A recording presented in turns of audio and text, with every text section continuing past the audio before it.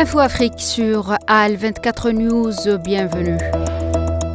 L'Algérie suit avec une profonde préoccupation la reprise du conflit et son escalade en République démocratique du Congo. Elle appelle instamment à la retenue et à la désescalade dans les perspectives de l'instauration des conditions d'une reprise responsable du dialogue et de la négociation en vue du rétablissement de la paix dans la région.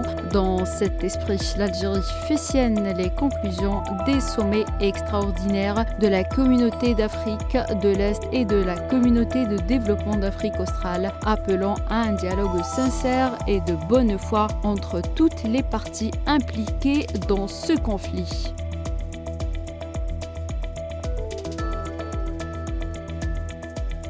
L'Association de la jeunesse sahraoui de France a appris que la Confédération paysanne française a déposé un recours devant le Conseil d'État français demandant l'arrêt de l'importation des produits agricoles en provenance du Sahara occidental sous l'étiquette de produits marocains. Le Conseil d'État français a ordonné par la suite l'étiquetage de ces produits et a fondé sa décision sur une série de jugements rendus par la Cour de justice de l'Union européenne depuis le premier arrêt en 2013 jusqu'au dernier en 2024 qui interdit aux États de l'Union européenne de conclure des accords commerciaux incluant le Sahara occidental.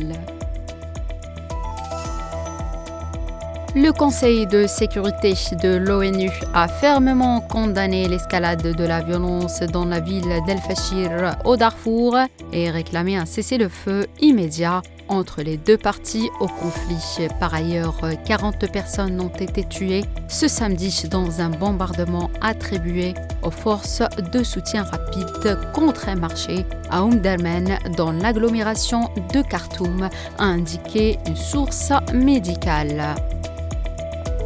Au moins 700 personnes ont été tuées et 2800 blessés lors des combats pour le contrôle de la ville de Goma dans l'est de la République démocratique du Congo entre dimanche et jeudi, a indiqué hier un porte-parole de l'ONU. Le chef de l'agence sanitaire de l'Union africaine a estimé que la situation à Goma, tombée aux mains du groupe armé M23, constituait une véritable urgence de santé publique, avertissant que les combats pourraient alimenter les flambées épidémiques.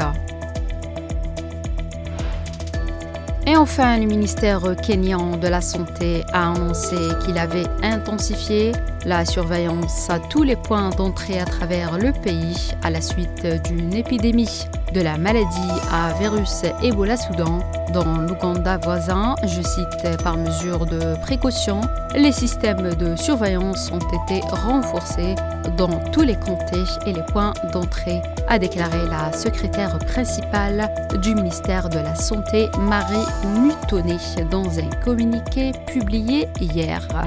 C'est la fin de cette édition africaine. Merci de l'avoir suivi.